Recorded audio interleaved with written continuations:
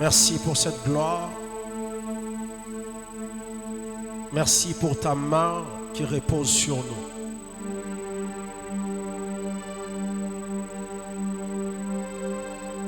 Que l'honneur te revienne. À toi la gloire pour des siècles et des siècles.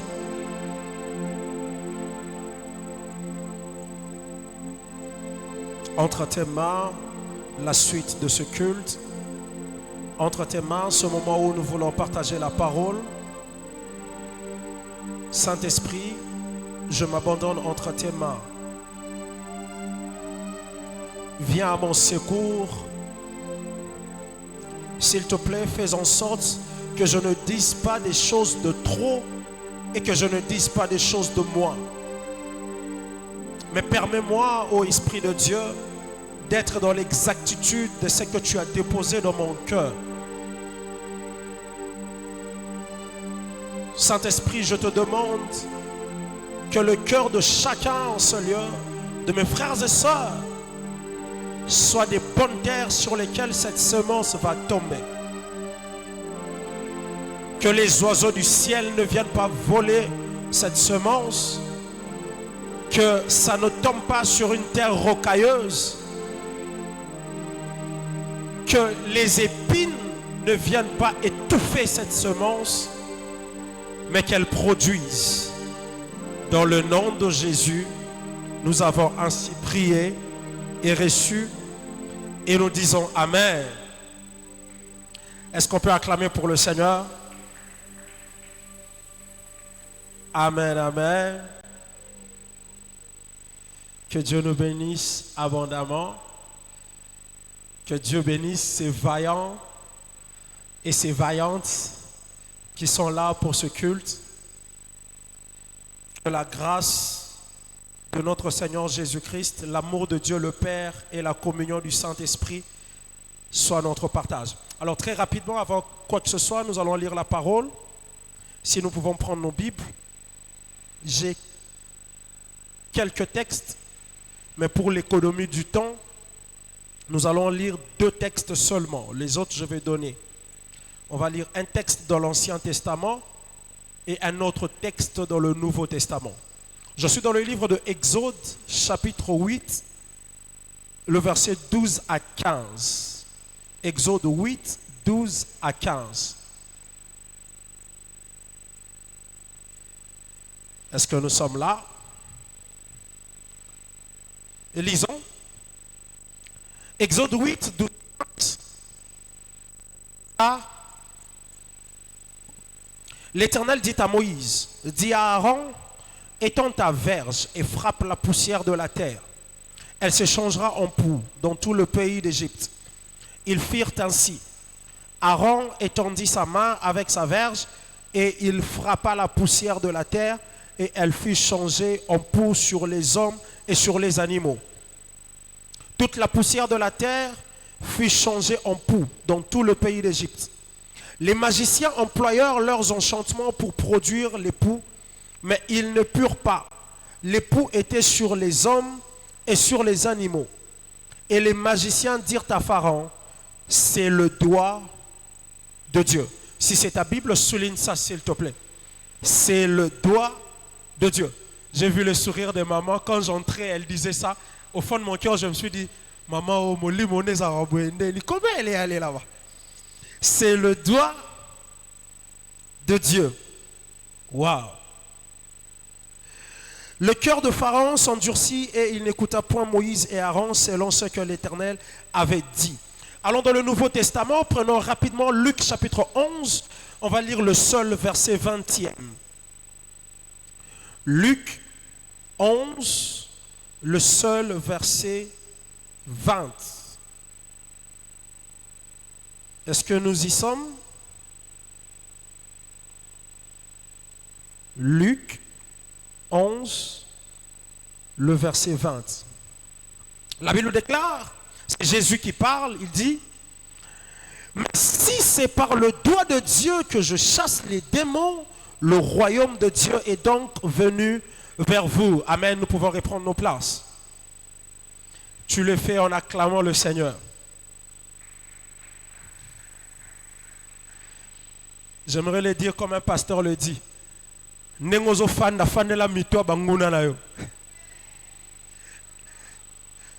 Alors, pour ceux qui écrivent, nous pouvons rajouter ces deux autres textes. Exode chapitre 31, le verset 18. Exode 31, le verset 18. Deutéronome 9, le verset 10. Deutéronome 9, le verset 10. Je tiens à dire un très grand merci à notre Père ainsi qu'à son épouse, Pasteur Rachel, pour la marque de confiance renouvelée à notre personne pour que nous puissions apporter la parole. Ce n'est pas de manière formelle que nous le faisons, mais c'est de manière sincère. Et très souvent, l'Église commence à être habituée à ce que le protocole soit respecté, que l'orateur dise merci. On pense que ce n'est que formel. C'est vraiment sincère. Merci papa, merci maman pour la marque de confiance. Parce qu'aujourd'hui, si nous pouvons nous tenir devant le peuple et parler, et partager la parole, exercer le ministère que le Seigneur nous a confié, c'est bel et bien grâce à vous. Et je tiens à dire un grand merci à tout le collège pastoral, au pasteur Dominique particulièrement, le docteur Trésor, ainsi qu'à tous les responsables. Et à vous tous qui êtes ici, merci parce que malgré la pluie, vous êtes là. Si vous n'étiez pas là, nous prêcherions les chaises. Que Dieu vous bénisse pour votre soif et pour votre disponibilité. Alors nous venons de lire quelques textes et comme certainement ceux qui sont ouvriers ou encore membres de l'Église qui reçoivent le message de notre Père peuvent reconnaître que nous avons reçu le visuel que l'Église envoie chaque fois qu'il y a culte ou la veille de culte. Nous savons que les mardis, nous sommes en train de parler des avantages de servir Dieu. Les avantages de servir Dieu. Et aujourd'hui, particulièrement, mon enseignement se tiendra sur 4 points. Alors, je vais donner le canevas de mon enseignement de ce soir. Premièrement, nous allons parler de qui pour servir Dieu. Ça sera le premier point. Qui pour servir Dieu? Qui est celui qui doit servir Dieu? Qui est celui qui doit servir Dieu? Deuxièmement, nous allons parler de quelques principes ou vérités attachées au service pour Dieu. J'en ai relevé 5. On va essayer d'attaquer les 5 principes ou vérités pour servir Dieu. Troisièmement, ça sera même le sous-thème que nous allons exploiter aujourd'hui. Nous allons parler sur le doigt de Dieu, avantage de son serviteur. Le doigt de Dieu, avantage de son serviteur. Ça sera ça notre troisième point. Et c'est même ça aussi notre sous-thème de ce soir. Et pour finir, nous allons finir avec les ennemis du service à Dieu. Les ennemis du service à Dieu. Voilà là le canevas de notre enseignement et les 4 points qui vont essayer de constituer le développement de cet enseignement. Alors bien aimé dans le Seigneur, je vais essayer de me battre parce que la matière sera quand même abondante, mais je vais essayer de me battre autant qu'il nous est imparti de finir. Attaquons tout de suite notre premier point. Nous avons dit le premier point, c'est qui pour servir Dieu. Qui pour servir Dieu? Bien aimé, retenez ceci. Ce n'est pas tout le monde qui est qualifié à servir Dieu. Le service à Dieu, le service pour Dieu appartient, permettez-moi la répétition, à ceux qui appartiennent à Dieu. Ce n'est pas quiconque qui peut se lever un beau matin et dire « je deviens serviteur de Dieu ». Non. Et serviteur de Dieu est celui qui se met au service de Dieu, quiconque appartient préalablement à Dieu. Ce n'est pas que tu te réveilles et tu décides de servir Dieu, parce que Dieu, lui, appelle serviteur quiconque est d'abord son enfant, quiconque devient d'abord membre de sa grande famille. Bien-aimés, selon la terminologie biblique, on peut appartenir à Dieu qu'au travers de la nouvelle naissance. On peut appartenir à Dieu qu'au travers de la conversion. On peut appartenir à Dieu que lorsque nous sommes nés, comme Jésus le dit dans Jean chapitre 3, lorsque nous sommes nés d'eau et d'esprit. C'est là que nous appartenons à Dieu et c'est là que nous devenons des personnes qualifiées pour servir Dieu. Sans nouvelle naissance, retenez, il n'existe pas de service pour Dieu. Si quelqu'un sert Dieu sans être au préalable fils de Dieu par la nouvelle naissance, alors tu es en train de passer ton temps. Bien-aimé, une vérité à savoir sur la nouvelle naissance n'est pas une option. La nouvelle naissance est une obligation, est une nécessité qui nous est imposée pour servir Dieu et pour entrer dans le royaume de Dieu et vivre avec lui d'éternité en éternité.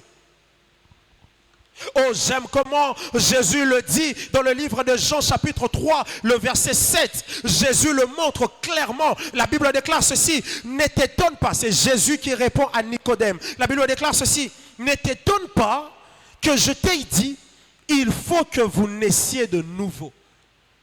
J'aime comment la version Chouraki de 1985 le dit. Écoutez ce que Chouraki dit. Chouraki dit ceci: ne t'étonne pas que je te dise, vous devez naître d'en haut. Vous devez. Dans Louis II, la Bible dit, je ne t'étonne pas de ce que je te dis, il faut. L'obligation, la nécessité. Chouraki dit que vous devez naître de nouveau. Le devoir. Chers frères et sœurs, la nouvelle naissance, vous qui nous suivez au travers de ce live, retenez que la nouvelle naissance est une obligation, est un devoir pour quiconque veut servir Dieu. Une autre vérité à savoir sur la nouvelle naissance, mes bien-aimés, qui est liée bien sûr à ce grand thème, les avantages de servir Dieu, puisque nous parlons du service à Dieu. La nouvelle naissance, c'est la pépinière, c'est la gibecière où Dieu va tirer ses serviteurs. Lorsque vous lisez la Bible, lorsque vous étudiez la Bible, vous verrez que les personnes que Dieu appelle à son service sont d'abord les personnes qui ont au préalable une relation avec Dieu. Écoutez, Dieu n'a que faire du service d'un païen. Dieu n'a que faire du service d'un perdu. Dieu n'agrée ni le perdu, ni le service du perdu ou du païen. C'est que Dieu recherche en premier, avant d'abord d'agréer le service de quiconque, c'est cette relation-là restaurée. Je prie au nom de Jésus que la relation de quelqu'un avec Dieu soit restaurée avant le service. Tu ne donnes pas un amen? Dans Actes chapitre 26, le verset 17, l'apôtre Paul qui est en train de relater l'histoire de sa conversion. Écoutez ce que Paul dit. Dieu dit à Paul: je t'ai choisi du milieu de ce peuple et du milieu des païens vers qui je t'envoie. Dieu ne nous envoie pas dans le monde étant des mondains. Dieu nous envoie dans le monde étant de lumière et de sel. Mon frère, tu veux servir Dieu? La porte pour entrer dans le service pour Dieu s'appelle la nouvelle naissance. S'appelle la relation avec Dieu. S'appelle la conversion. Mais bien aimé, l'un des pièges majeurs que l'Église connaît aujourd'hui, c'est le fait que nous retrouvons dans l'Église les personnes non sauvées qui servent Dieu. C'est comme ça que l'Église a été infiltrée. C'est comme ça que l'Église a été discréditée. Parce qu'il y a de ces gens qui sont parmi nous, mais qui ne sont pas avec nous. L'apôtre Jean le dit. Ils étaient parmi nous, mais ils n'étaient pas des nôtres. L'apôtre Paul les appelle les faux frères. Ils se sont furtivement introduits parmi nous. Pose-toi la question. Dans ma manière de me conduire, dans ma manière de servir Dieu, est-ce que je reflète l'image d'un véritable fils de Dieu ou je reflète l'image d'un mercenaire? Je reflète l'image d'un faux frère? Ceux qui se sont glissés parmi nous discréditent l'Église. Aujourd'hui, les cœurs de plusieurs se sont endurcis. Pourquoi? Parce que dans le service pour Dieu, on retrouve des non-sauvés, des païens, des personnes qui ne savent pas comment se conduire et comment respecter les principes établis par le Dieu qui veut qu'on le serve. Deuxième point. Parlons un peu de quelques principes ou vérités attachées au service pour Dieu. Quelques principes ou vérités attachées au service pour Dieu. Bien-aimés, retenez ceci. Servir Dieu, c'est la vie normale de tout enfant de Dieu. Servir Dieu, c'est la chute où tout croyant doit atterrir après sa conversion. Ce n'est pas question de choix. Tu ne peux pas dire, bon, moi je me suis converti, je ne vais pas servir Dieu. Non. Si tu es converti et ça fait un temps, tu ne sers pas ou plus Dieu, alors sache-le qu'il y a un problème. Et ce problème, il est à deux volets. Le premier volet, ce problème, il est peut-être causé par toi-même. Tu ne veux pas servir pour des raisons peut-être que je ne connais pas. Mais le deuxième volet de ce problème, c'est peut-être aussi parce que l'église locale où tu te trouves, on n'enseigne pas dans les affermissements, on n'enseigne pas dans les différents cultes la valeur de servir Dieu, les bénéfices et le pourquoi de servir Dieu. Alors, à ça déjà, je te réponds, ce n'est pas le problème de la compassion qui tambour. La preuve est que mardi passé et ce mardi, nous enseignons sur servir Dieu. Mais comment toi, tu ne sers pas encore Dieu? Comment ça ne brûle pas encore dans ton cœur de commencer à servir Dieu? Alors, c'est toi le problème. Chers frères et sœurs, il est anormal que vous soyez sauvés par un Dieu bon qui s'est fait serviteur pour nous. Et que vous, après avoir été sauvés, que vous ne le serviez pas. Jésus est venu comme un serviteur pour nous sauver. Alors que nous, nous sommes sauvés, pourquoi ne servirions-nous pas ce Dieu qui s'est fait serviteur? J'aimerais dire à quelqu'un, il est temps que tu te relèves. Hier, tu étais dans le service, tu as abandonné. Relève-toi, ma soeur, relève-toi, mon frère. Depuis que tu t'es converti, tu ne sers pas Dieu. Je t'invite à te relever et à entrer dans le service pour Dieu. Pour Dieu. Tout véritable sauvé, mes frères et sœurs, est sauvé pour servir. Tout véritable sauvé est sauvé pour servir. Si toi tu es sauvé et tu ne sers pas, alors vraiment il y a un problème.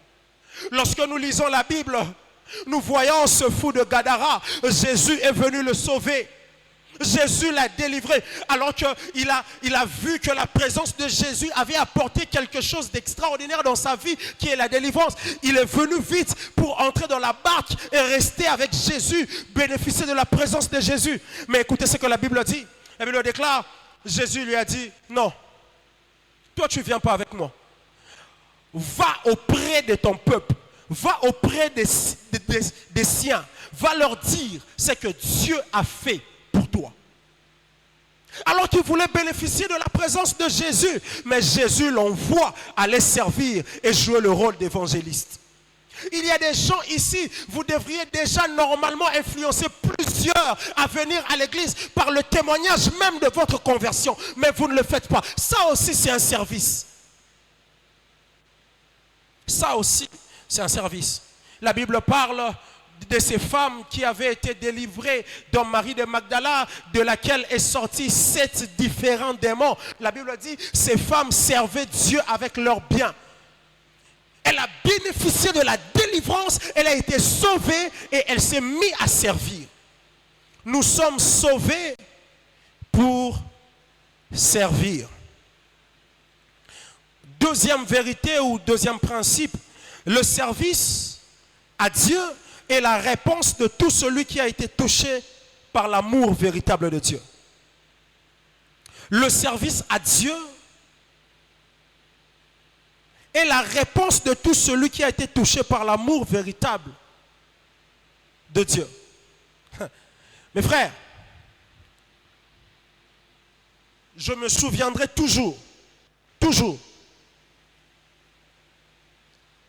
à une certaine période de ma vie, le diable voulait quasiment m'anéantir. Si jeune, me plonger dans une vie d'alcoolisme sans précédent. Et au-delà de cela, j'étais devenu un fumeur comme pas possible. Je me souviens même très bien, alors que j'étais en 6e des humanités, je devais présenter mon bac, nous sommes allés au maquis. Je suis allé au maquis avec toute une farde de cigarettes et avec des cartons, des whisky en paquets qui étaient de mauvaise qualité. Je suis allé avec en cachette. Et je pouvais finir tout un paquet de cigarettes par jour, tout un paquet. Je me rappelle qu'il y avait 20 tiges par jour. 20 tiges. Et quand il arrivait la nuit et que je me mettais à tousser, les amis avec qui j'étais au maquis, parfois ils me disaient, mais tu as quel problème? Tu tousses, je vais tousser comme ça même pendant 1 heure. Mais après avoir toussé, je me lève, je sors à 2 heures du matin, je vais encore fumer. À un moment donné, j'étais convaincu que mes poumons étaient détruits. À un moment donné, j'étais convaincu que je détruis ces poumons, que j'ai eu le cancer. Finalement, je finirai par mourir. Et j'avais ce slogan, on mourra tous un jour. L'autre par accident, l'autre par... Mais moi, j'ai choisi de mourir par cigarette. Malgré que c'était écrit que c'est préjudiciable à la santé, mais je disais, bon, on a déjà. Jusqu'à ce que cet après-midi de septembre 2017, avec des amis en pleine réunion de notre ASBL, une discussion sur la religion vient s'introduire. Moi qui suis habituellement assez bavard, j'aime amuser la galerie, parler, mais ce jour-là, bizarrement, j'étais d'un calme olympien. Je ne disais rien. Je regardais, j'observais. J'étais touché par ce que certains amis qui déjà convertis étaient en train de dire. On a parlé. Je suis rentré chez moi. J'ai pris un enseignement de l'apôtre Marcelo Jérémie Tounassi. J'ai écouté. J'ai commencé à pleurer. Et c'était ma nouvelle naissance. Chose bizarre. Moi qui toussais. Moi qui étais convaincu que mes poumons étaient détruits. Mais c'est Dieu qui m'a aimé sans que je ne le lui demande. M'a sauvé et m'a restauré. Jusqu'aujourd'hui, je n'ai plus ce problème. Mes frères, un tel amour, vous pensez que je vais rester sans répondre à cet amour par mon service? Écoutez-moi, si vous ne servez pas Dieu, vous m'en dites beaucoup sur ce que vous croyez que Dieu a fait dans votre vie. Si vous ne servez pas Dieu, indirectement vous êtes en train de me dire que Dieu n'a jamais été bon envers vous. Si, ne serait-ce qu'une seule fois, Dieu a manifesté un amour que vous n'avez pas demandé, un amour infiniment grand envers vous, ne serait-ce qu'en vous donnant le souffle de vie, en permettant que vous changiez de vie. Vous devriez le servir. La femme samaritaine, elle qui se voyait moins que rien parce qu'elle avait 5 maris, changé successivement de mari. Quand elle a rencontré Jésus, Jésus lui a parlé avec un tel amour qu'elle a même oublié la cruche et elle est allée servir. Écoutez-moi mes bien-aimés, lorsque l'amour de Dieu vous rencontre, vous shiftez dans le service pour Dieu en oubliant même certaines choses qui sont futiles. Le service est la réponse de tout croyant,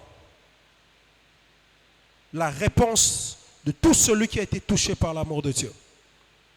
Troisième chose, troisième vérité, le service contribue fortement à notre croissance spirituelle. Servir Dieu vient contribuer à votre croissance spirituelle. J'aime comment l'apôtre Paul le dit dans le livre de 1 Timothée, chapitre 3, le verset 13. La version Louis II dit ceci: car ceux qui remplissent convenablement leur ministère s'acquièrent un rang honorable. Et il ne s'arrête pas là. La suite dit ceci: et une grande assurance dans la foi.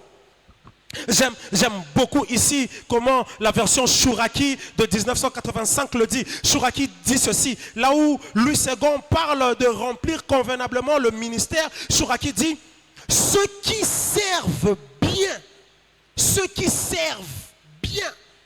s'acquièrent pour eux-mêmes un bon rang et beaucoup d'assurance dans l'adhérence au Messie Yeshua.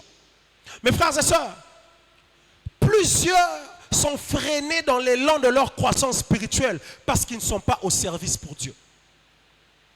Vous voulez grandir dans votre croissance spirituelle, dans votre relation avec Dieu, vous voulez approfondir, vous enraciner dans les choses de Dieu.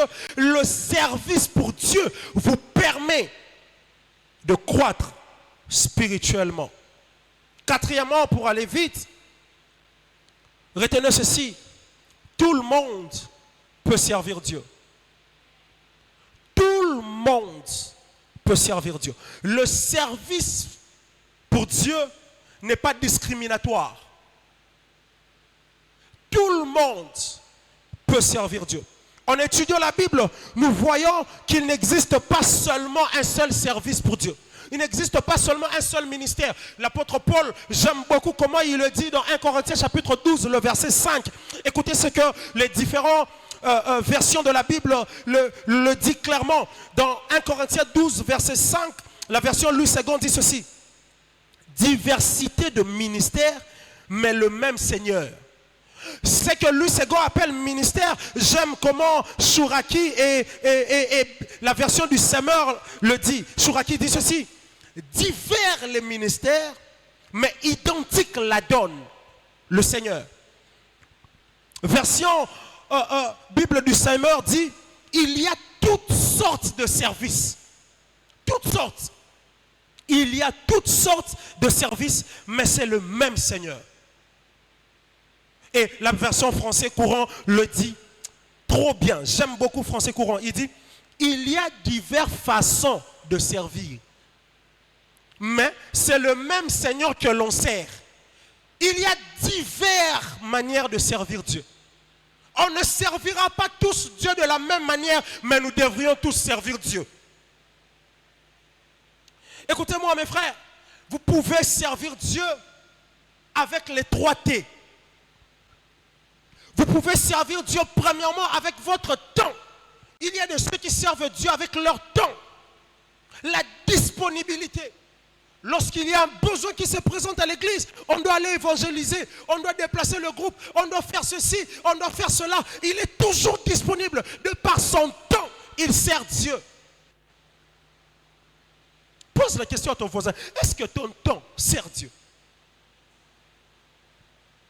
Tu prends ton temps pour aller où? Pour faire quoi? Est-ce que tu prends de ton temps pour servir Dieu? Est-ce que tu prends de ton temps pour le mettre au service de Dieu? Deuxièmement, il y a de ceux qui servent Dieu avec leur talent. Talent. Chacun de nous a un talent. Chacun de nous peut mettre ce talent-là au service de Dieu.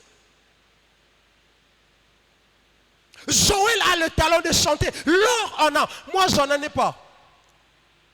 Jour on a quitté sa retraite. Dans la prière à vendredi, le pasteur me demande de chanter parce que souvent, avec mes chants là, des retraites et tout, il me dit, Glody, prends le micro. Je prends le micro, je chante comme ça. Organe, voix grillée. Je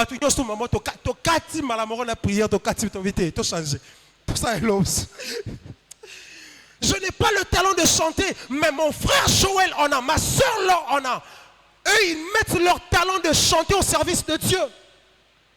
Mais moi, j'aime beaucoup les enseignements. Je me suis retrouvé au baptême parce que j'aime transmettre la connaissance. J'aime transmettre. C'est comme naturel pour moi. Un talent de m'exprimer devant les gens. J'en ai et je le mets au service de Dieu. Il y a des gens ici peut-être qui chantent très bien. Mais organe. Mets le talent là ici au service de Dieu. Mets ça au service de Dieu. Il y a des gens ici à l'église, sur base de l'école faite, sur base des connaissances acquises, vous seriez de très bons administrateurs pour l'église. Écoutez-moi, avec le peu de temps que je passais à la Compassion Kitamo jusqu'ici, quasiment 9 ans, j'ai appris une chose. N'est pas serviteur de Dieu que celui qui se tient sur la chair.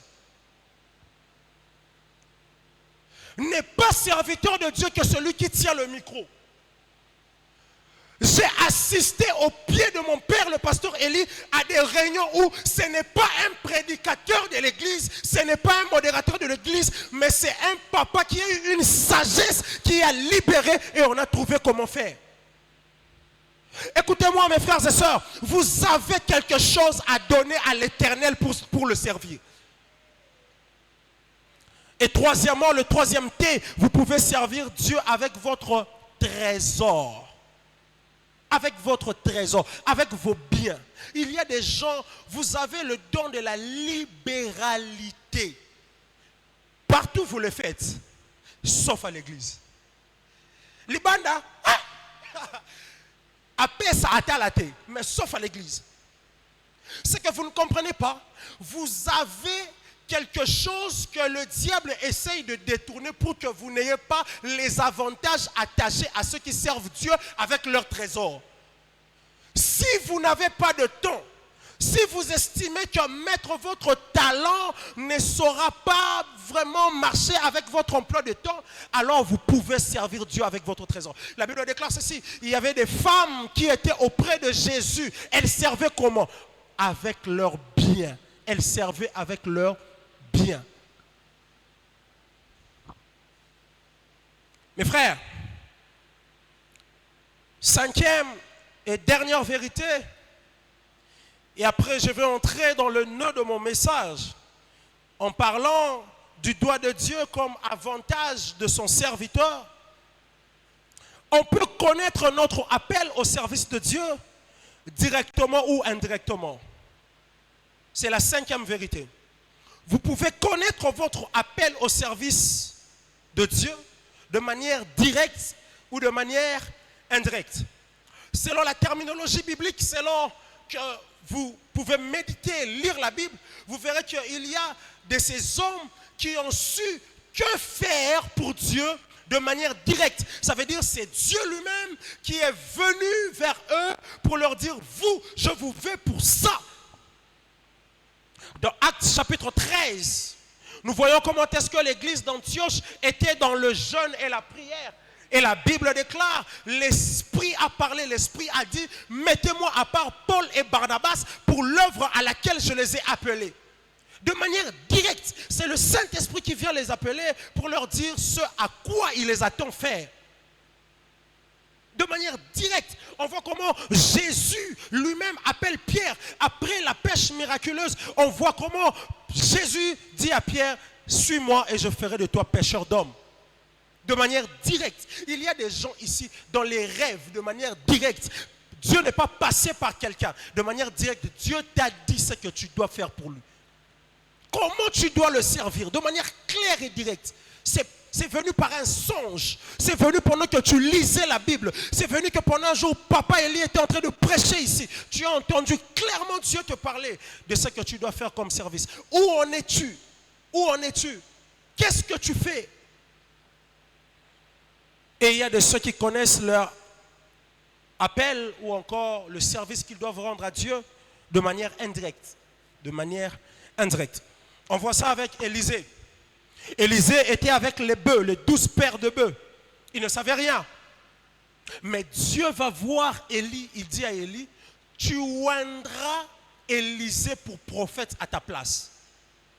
Élisée ne savait rien. Il était en train de travailler avec les bœufs et il voit seulement Élie venir avec le manteau jeté sur lui. Indirectement, Dieu n'est pas allé le voir pour lui dire, Élisée, tu es le prochain prophète. Mais Dieu est passé par un leader. Dieu est passé par un guide spirituel. Dieu peut passer par ton père spirituel. Dieu peut passer par ton président de département pour t'orienter à quel service tu peux rendre à Dieu. On voit ça comment dans Actes chapitre 6, un besoin se présente.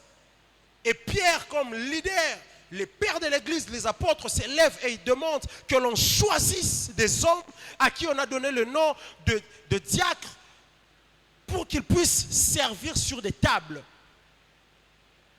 Leur appel, c'était aider l'église à servir aux tables pour que les apôtres puissent se concentrer à la prière et à la parole. Indirectement, Dieu n'est pas venu directement vers Étienne, mais Dieu est passé par Pierre pour appeler Étienne. Troisième point, le doigt de Dieu, avantage de son serviteur. Alors, bien-aimés dans le Seigneur, le grand thème que nous exploitons, c'est les avantages de servir Dieu. Il y en a plusieurs, il y en a tellement. Mais ce soir, j'ai essayé de condenser certains avantages en une seule expression. Si j'ai une très bonne mémoire, et je pense que c'est ça, le dernier mardi où par la grâce de Dieu, nous nous sommes tenus devant pour enseigner l'église, nous avions parlé sur la main de Dieu. La main de Dieu. Et nous étions en train de dire que l'expression main de Dieu ne signifiait pas que Dieu avait une main comme nous, mais c'était de l'anthropomorphisme. Ça veut dire quoi? Ça veut dire qu'on donne à Dieu un caractère humain pour essayer de comprendre ce Dieu grand. Et c'est dans ce même registre que l'expression doigt de Dieu entre. Lorsque nous parlons du doigt de Dieu, cette expression est reprise 4 fois dans la Bible, 3 fois dans l'Ancien Testament et une seule fois dans le Nouveau Testament. Et les 3 fois dans l'Ancien Testament, c'est directement lié à Moïse. Et la seule fois dans le Nouveau Testament, c'est lié à Jésus qui dit, si c'est par le doigt de Dieu que j'ai chassé ces démons, alors le royaume de Dieu est venu vers vous. Alors, qu'est-ce que ça signifie, le doigt de Dieu? De même que la main de l'Éternel, lorsqu'on parle du doigt de l'Éternel, lorsqu'on parle du doigt de Dieu, cela renvoie à sa présence. C'est une figure de style ici aussi qu'on appelle la synecdoque. Ça veut dire prendre la partie pour le tout et le tout pour la partie. Ça veut dire que lorsqu'on parle du doigt de Dieu, on ne peut pas dissocier le doigt de Dieu à Dieu lui-même. Premier avantage du serviteur de Dieu, il bénéficie de la présence de Dieu. Écoutez ce que Jésus dit. Jésus dit, allez, faites de toutes les nations mes disciples, les baptisons au nom du Père, du Fils et du Saint-Esprit. Et il rajoute, je serai avec vous jusqu'à la fin des temps. Le Dieu qui nous demande de le servir ne demande pas au serviteur de le servir seul, mais il est toujours présent pour accompagner son serviteur. Écoutez-moi mes frères et sœurs, vous voulez bénéficier de la présence de Dieu de manière constante dans votre vie? Mettez-vous au service de Dieu. Le doigt de Dieu, c'est la présence de Dieu avec vous. Qu'est-ce que la présence de Dieu ne peut pas rapporter, ramener dans la vie de quelqu'un? Peu puisqu'il est le Dieu qui a tout créé, s'il est avec toi, qu'est-ce que tu n'auras pas? Deuxièmement, le doigt de Dieu fait référence à la puissance de Dieu. Nous venons de lire dans Exode chapitre 8, la portion allant du 12e au 15e verset. Ici, c'est l'histoire de Moïse qui vient libérer le peuple, qui vient demander à Pharaon de libérer Israël. Lorsqu'il arrive, il jette d'abord le bâton à terre, son bâton devient serpent. Ça, Moïse a déjà vu. Les magiciens aussi le font. Le bâton de Moïse avale les serpents des magiciens de Pharaon. Pharaon a le cœur endurci. Le lendemain, Moïse vient, il change l'eau en sang. Les magiciens aussi le font. Entre parenthèses, entre nous, si Moïse change l'eau en sang, pour que les magiciens de Pharaon nous montrent qu'ils sont aussi puissants, voire même plus puissants que Moïse, ils doivent faire quoi en réalité? Ils doivent changer le sang en eau. Moïse change l'eau en sang. Si vous voulez nous montrer que vous êtes aussi fort que Moïse ou plus fort que Moïse, changez le sang en eau. Mais eux, ils n'ont pas changé le sang en eau. Ils ont aussi seulement changé l'eau en sang. Écoutez-moi, ils ne peuvent que faire comme nous. Car c'est lui qui nous donne la possibilité de faire. Ne permettra pas qu'eux fassent plus que nous. Ce ne sont que des copieurs. Ce ne sont pas des inventeurs et des créateurs. Le Dieu créateur est le nôtre. C'est comme ça que nous pouvons commencer et ils ne peuvent que... Je suis en train de prier pour quelqu'un, tu commenceras quelque part quelque chose de nouveau. Et Moïse change l'eau en sang, eux aussi le font. Moïse fait monter les grenouilles. Pharaon dit à Moïse, crie à ton Dieu, ça va, c'est bon, je vais libérer. Moïse va prier. Et puis, Pharaon a encore le cœur endurci. Dieu dit à Moïse, demande à Aaron de frapper le bâton sur la poussière. Et la poussière va se changer en poux. La poussière s'est changée en poux. Les magiciens de Pharaon ont essayé de fabriquer des poux. Ils n'ont pas pu. Écoutez la conclusion. Ils ont dit à Pharaon, ça, c'est le doigt de Dieu. Dans quel contexte l'ont-ils dit? C'est dans le contexte d'une confrontation. Ça veut dire qu'ils ont vu Dieu manifester une dimension de puissance qui surpasse leur intelligence et leur science. Et ils ont conclu que ça, c'est le doigt de Dieu. Serviteur de l'Éternel, je viens t'annoncer que parmi les bénéfices, puisque toi tu es serviteur de Dieu, parmi les avantages, puisque toi tu es servante de Dieu, la puissance de l'Éternel se manifestera par le doigt de Dieu de manière à surpasser l'intelligence de tous ceux qui veulent toucher à ta vie. Que ce soit ton partage au nom de Jésus. Le doigt de Dieu signifie aussi la révélation de Dieu. Là, nous sommes dans Exode chapitre 31. La Bible déclare que Moïse a reçu les tables écrites du doigt de Dieu. Ça, c'est le Dieu qui se révèle. Lorsque tu es serviteur de Dieu, l'un des avantages que tu as, tu connais Dieu différemment de celui qui ne l'est pas.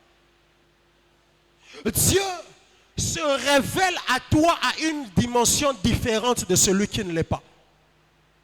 Moïse était formé dans toute la science égyptienne, dit la Bible. En quelque sorte, la Bible veut nous dire que Moïse était un haut gradé dans les sciences occultes égyptiennes. Et Moïse connaissait un principe. Tout ce qui brille, brûle. Tout ce qui brille, brûle. Ça signifie que même quand tu vois l'ampoule briller, un jour est au Zika.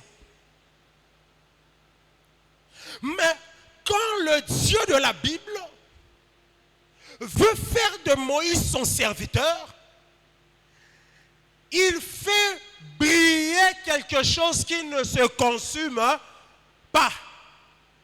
Il se révèle dans une autre dimension à Moïse. Et Moïse, quand il regarde, il dit, quelle est cette grande vision? Ça, c'est un avantage que le serviteur de Dieu a. Tu es bénéficiaire d'une grande révélation de Dieu qui va surpasser ton intelligence, de telle sorte que quand tu manifesteras Dieu, tu le manifestes à la dimension de la révélation qu'il a faite à ta personne. Des gens qu'on appelle des mages, un jour ils sont venus voir l'enfant Jésus. Ils ne sont pas venus main vide. Ils sont venus avec l'or, l'encens et la myrrhe. Une manière de servir Dieu. Parce qu'en fait, ils disent, où est le roi des Juifs? Nous sommes venus pour l'adorer. L'adoration est une forme de service à Dieu. Ils ont servi Dieu. Et vous savez ce que Dieu leur a donné? Dieu leur a donné le doigt de Dieu se manifestant comme la révélation. Alors que Hérode leur avait tendu un piège pour les tuer, dans le songe divinement averti, Dieu leur dit, ne retournez pas sur ce chemin, changez de chemin. Écoutez-moi, Dieu va se révéler à vous pour préserver votre vie parce que vous êtes son serviteur. Le doigt de Dieu, c'est la victoire que Dieu nous donne. C'est la délivrance que Dieu nous donne. Vous êtes son serviteur, alors Dieu vous donne la victoire sur vos combats. Je ne sais pas quel combat vous menez. Face à la maladie, Dieu vous donne la victoire. Face aux démons, Dieu vous donne la victoire. Et Dieu préserve votre vie. Face à toute adversité qui s'élève, Dieu vous préserve. Et rapidement pour finir, dans quelques minutes, le quatrième et le dernier point. Chers frères et sœurs, il est bien que nous parlions des avantages de servir Dieu. Mais il est aussi crucial que je martèle sur les différents ennemis du service à Dieu. Parce que si servir Dieu nous donne des avantages, ce n'est pas tout service à Dieu qui nous donne des avantages. Dieu n'agrée pas toute manière de le servir. Dieu agrée la manière que lui a définie qu'on le serve.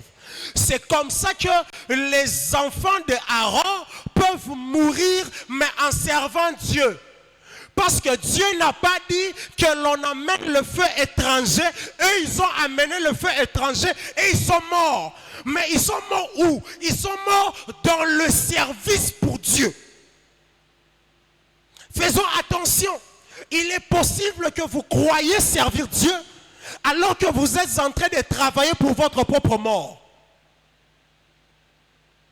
Parce que vous travaillez avec les ennemis du véritable service à Dieu. Le plus grand ennemi du service à Dieu s'appelle la négligence. Mes frères, aujourd'hui, nous sommes devenus tellement nonchalants, tellement négligents, qu'on pense que c'est normal de servir le Dieu puissant et zélé avec toute notre négligence. Pensant que Dieu va comprendre. Le mot négligence cache trois idées principales. La première, c'est faire une chose sans attention. Est-ce que tu chantes avec attention? Est-ce que tu prépares tes prédications avec attention? Est-ce que tu te tiens au protocole avec attention? Est-ce que tu es derrière la caméra avec attention? Est-ce que tu enseignes avec attention? Faire quelque chose sans attention s'appelle la négligence. La deuxième idée que la terminologie biblique ressort du mot négligence, ce n'est pas prendre soin de quelque chose. Le fait de ne pas prendre soin de quelque chose comme il se doit. Je me rappelle un jour, le pasteur Sam enseignant ici, il se tourne vers les personnes qui étaient à la sonorisation et il parlait justement aussi de la négligence dans le service. Il dit, mes frères, Est-ce que si on vient vérifier là, le mixeur là n'a pas de poussière, le power là, est-ce que tu prends soin de ces matériaux qui te servent pour servir Dieu avec soin? C'est de là que tout part. Le fait que tu trouves normal que nous avions fait 1 année, 2 ans, les instruments avec lesquels vous servez Dieu, vous ne les avez même pas lavés ou nettoyés. Ça, c'est aussi de la négligence. Troisième et dernière idée que cache le mot négligence, c'est le fait de ne pas manifester de l'intérêt à quelque chose. Oh, le barata, maman Rachel. Bisoté. Je vais chanter. Et comme une répétition, ozoyate. Bisoté. Non, je vais filmer. Et comme il culte, ozoyate. Bisoté. Non, moi vraiment, je sens vraiment le protocole. Et comme il culte, ozoyate. Sigoyo. Ne me lapidez pas. Le fait de ne pas manifester de l'intérêt, ça, c'est de la négligence. Est-ce que tu as encore de l'intérêt pour l'œuvre de Dieu? Est-ce que tu as encore de l'intérêt? Sincèrement, quand j'ai vu la pluie, je me suis dit, Bazou a raison. Parce qu'en fait, est-ce que vraiment, toi aussi, tu n'es pas venu parce qu'il a plu? Ou tu pouvais, mais au profitera. Moule bêtis dans le bara moula. Dans le bara embouteillage. Deuxième chose qui est comme ennemi du service à Dieu, c'est la baisse du premier amour, comme Apocalypse le dit. Maman Rachel, pour avoir été, pour être encore dans le département de baptême qui reçoit généralement les personnes nouvellement converties à l'église, j'ai vu des gens zélés venir. J'ai vu des gens brûlés du premier amour. Mais après un temps, tu les regardes. Tu n'as pas besoin qu'on te dise. Tu sais que lui là, il n'aime plus Dieu comme avant. On ne te le dit pas, tu le vois. Ce n'est pas parce que les programmes ont changé. Avant, il était chômeur, il a maintenant un travail. Avant, il était célibataire, il s'est maintenant marié. C'est vrai que ça chamboule un peu les problèmes. Non, c'est pas ça. C'est pas ça le problème. Le problème est ailleurs. Le véritable problème, maman, c'est que l'amour là, le premier amour, est parti. Est parti. Ça, c'est quelque chose qui est ennemi du service pour Dieu. Tu ne sais plus donner le meilleur de toi-même parce que l'amour de Dieu a baissé. Tu t'ennuies dans les cultes. Quand le frère Glody, pendant les cultes, commence à parler en langue makasi, quand l'or chante là-bas la gloire à Mibosani, à Foukami, on a Salarade. Ton Miras. Mais seulement si tu fais l'introspection, tu verras que c'est toi qui n'aimes plus Dieu comme avant. Tu n'aimes plus Dieu comme avant. Troisièmement, la non-connaissance de qui on sert vraiment. Écoutez ce que Jésus dit à la femme samaritaine. Jésus dit, vous adorez celui que vous ne connaissez pas. Il y a des gens aussi qui servent celui qu'ils ne connaissent pas. Le fait de ne pas avoir une véritable connaissance de Dieu peut t'amener à le négliger et à négliger son service. Parce que tu ne le connais pas.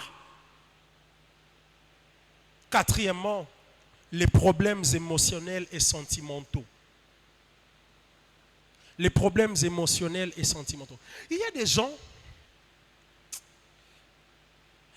parce que seulement un jour, un seul jour, au liété, au tigo servir Nzam. Parce que seulement cet homme-là, cette soeur-là, t'a dit non, au tigo servir Nzam.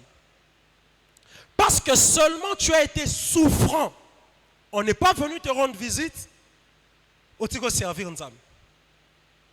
Alors là, tu ne sais pas celui que tu sers. Tu es dans la confusion totale. Mes frères, nous ne servons pas les hommes. Nous servons le Dieu Tout-Puissant. On ne sert pas le pasteur. On ne sert pas la maman pasteur. On ne sert pas le collège des pasteurs. On ne sert pas les responsables de l'église. Nous servons le Dieu Tout-Puissant. Lorsque cette vérité est intériorisée dans ton être, quels que soient les facteurs en dehors de cela, tu tiendras ferme dans le service pour Dieu.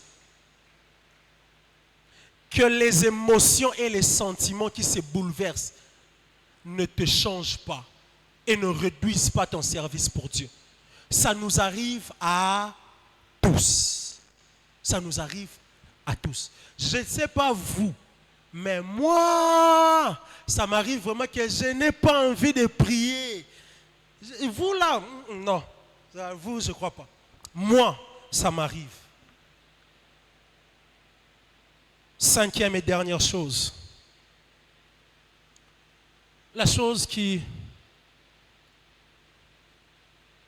est un véritable ennemi, un cancer dans le service pour Dieu, c'est la vie du péché. Chers frères et sœurs, pour avoir été pour plusieurs et pour jusqu'à aujourd'hui encore, l'être pour plusieurs comme étant un encadreur, un guide dans les choses de Dieu, je peux vous assurer qu'il n'y a pas quelque chose qui refroidit les gens au service de Dieu plus que la vie de péché. Lorsque le péché entre dans votre vie, alors que vous êtes censé servir un Dieu saint, vous ne saurez plus tenir dans ce service parce que sa sainteté deviendra pour vous un jugement. Les gens s'éloignent du service de Dieu.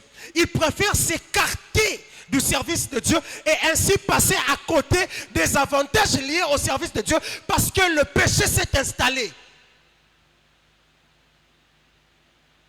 La bonne nouvelle est que le Dieu de la Bible dit, si vous confessez vos péchés, il est juste et fidèle pour vous les pardonner. Si vous le confessez, si vous abandonnez, Dieu vous pardonne et il peut restaurer votre zèle. Est-ce que quelqu'un a été touché, saisi par ce message? J'aimerais que nous puissions incliner nos têtes. Et là où tu es, essaye de te remettre en question.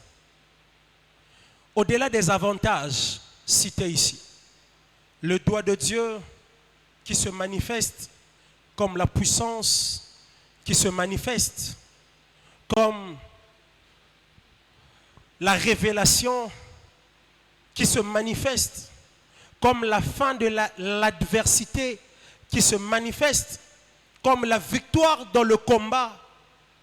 Au-delà de tout ça, est-ce qu'il n'y a pas un ennemi du service de Dieu qui s'installe dans ta vie? Est-ce que ce n'est pas la négligence? Est-ce que ce n'est pas le fait de ne pas bien connaître le Dieu que tu sers? Et tu confonds servir Dieu et servir les hommes? Est-ce que ce n'est pas le péché? Toi qui hier, tu t'étais éloigné de l'alcool. Toi qui hier, tu t'étais éloigné de la médisance. Toi qui hier, tu t'étais éloigné de la pornographie, la masturbation. Toi qui hier, tu t'étais éloigné des insultes. Toi qui hier, tu t'étais éloigné de la vie de péché. Aujourd'hui, cela est revenu comme un cancer et ça t'éloigne du service de Dieu. Ça te ronge à tel point que tu es devenu négligent, insaisissable, imprévisible dans le service pour Dieu. Prions. Prions.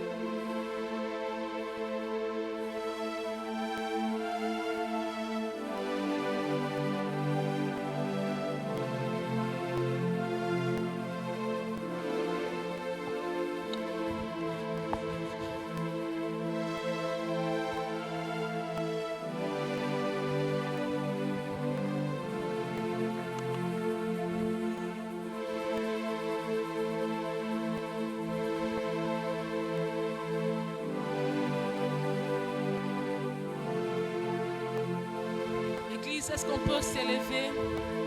Lève-toi là où tu es et prie le Seigneur. Lèvons-nous s'il vous plaît, prions le Seigneur. Où est-ce que tu t'es retrouvé? Quand l'homme de Dieu était en train de parler, tu as senti que c'était à toi. Tu t'es retrouvé quelque part. Prie le Seigneur.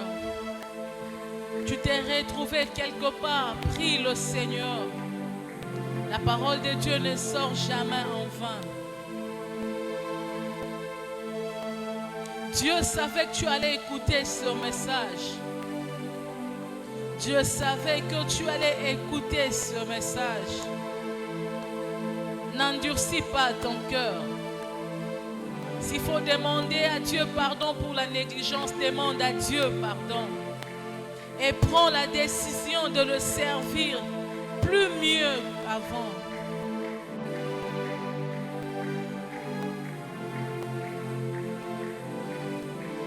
Et prends la bonne décision de servir Dieu.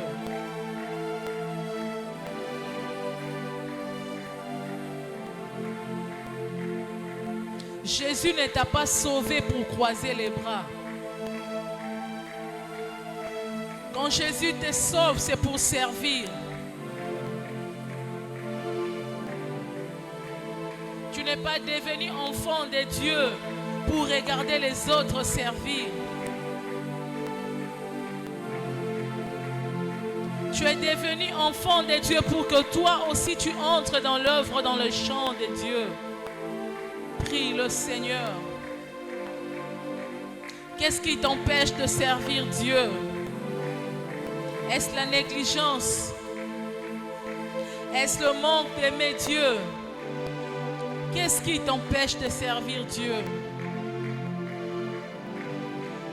Hier, tu pouvais servir de tout cœur. Hier, tu donnais le meilleur de toi-même pour l'œuvre de Dieu. Mais aujourd'hui, tu n'arrives plus à les faire. Aujourd'hui, pour venir au culte, on doit t'appeler. Hier, on ne pouvait pas t'appeler. Tu venais à l'église de toi-même. Tu servais Dieu de toi-même. Mais aujourd'hui, ton responsable doit t'appeler. Qu'est-ce qui t'est arrivé? Qu'est-ce qui t'est arrivé? Qu'est-ce qui t'est arrivé? Tu en es où avec l'œuvre, avec le service de Dieu? Tu en es où? Prie le Seigneur. Aujourd'hui, tu te plais à voir les autres servir Dieu. Tu te plais à voir les autres servir Dieu.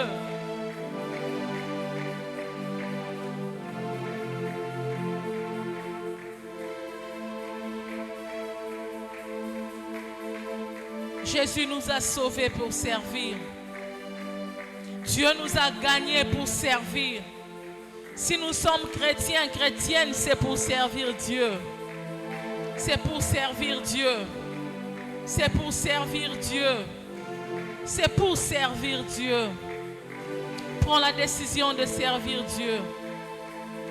Même dans la famine, prends la décision de servir Dieu. Même quand tout va mal, prends la décision de servir Dieu.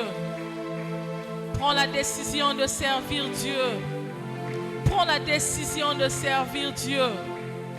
Prends la décision de servir Dieu. Même si ton président de département te décourage, prends la décision de servir Dieu. Même si un frère ou une sœur de l'église te décourage, toi prends la décision de servir Dieu. Prends la décision de donner le meilleur de toi. Donne le meilleur de toi-même pour l'œuvre de Dieu, pour le service de Dieu.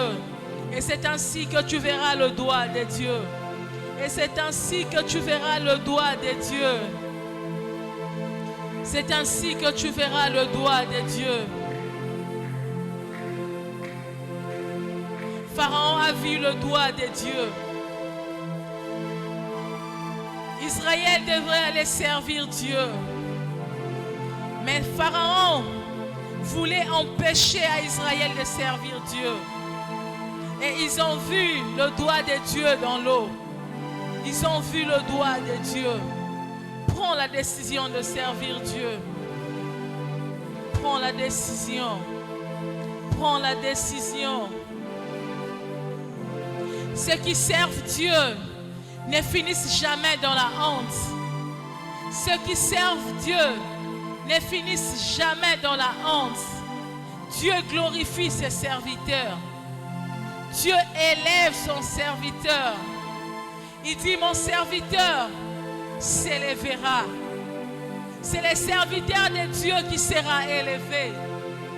Il ajoute, mon serviteur s'élèvera. Il continue, il dit, il montera bien plus haut, bien plus haut, bien plus haut. Le service de Dieu va t'élever. Le service de Dieu va t'élever. Le service de Dieu va te qualifier. Le service de Dieu fera de toi un homme grand. On parlera de toi à cause de ce que tu fais pour Dieu. Le monde parlera de toi. Le monde parlera de toi. Parce que le serviteur de Dieu est appelé à être élevé. C'est la promesse que Dieu fait à ses serviteurs. C'est la promesse que Dieu fait à ses servantes. Tu sers Dieu, l'élévation est ton partage. Tu sers Dieu, l'élévation est ton partage. Tu sers Dieu, l'élévation est ton partage. Tu sers Dieu, l'élévation est ton partage. Mon serviteur s'élèvera bien plus haut. Il s'élèvera bien plus haut. Et si Dieu t'élève, qui va t'abaisser? Et si Dieu te lève, qui va t'abaisser? Et si Dieu te lève, qui va t'abaisser? Choisis de servir Dieu. Prends la décision de servir Dieu. Prends la décision. Prends la décision d'être au service de Dieu. Nuit et jour, au service de Dieu. Donne ton énergie pour le service de Dieu. Donne ton énergie pour le service de Dieu. Pour le service de Dieu. Pour le service de Dieu. Pour le service de Dieu. Pour le service de Dieu. Pour le service de Dieu. César t'abandonnera un jour. Toi qui donnes ton énergie pour César, César t'abandonnera un jour. Mais Dieu ne t'abandonnera jamais. Dieu ne t'abandonnera jamais. Tu es prêt à abandonner l'œuvre de Dieu pour César. Sache-le, César te régnera un jour. Mais Dieu ne te régnera jamais. En aucun cas, Dieu ne va t'abandonner. En aucun cas, Dieu ne va t'oublier. Choisis de servir Dieu. Mets le sérieux dans l'œuvre de Dieu. Mets le sérieux dans l'œuvre de Dieu. Mets le sérieux dans l'œuvre de Dieu. Seigneur, merci pour ce message puissant et fort.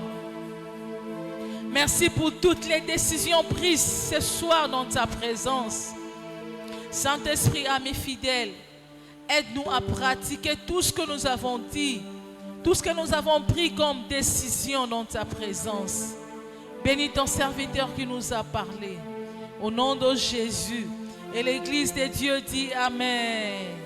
Et l'Église de Dieu acclame très fort pour le Seigneur Jésus-Christ. Amen.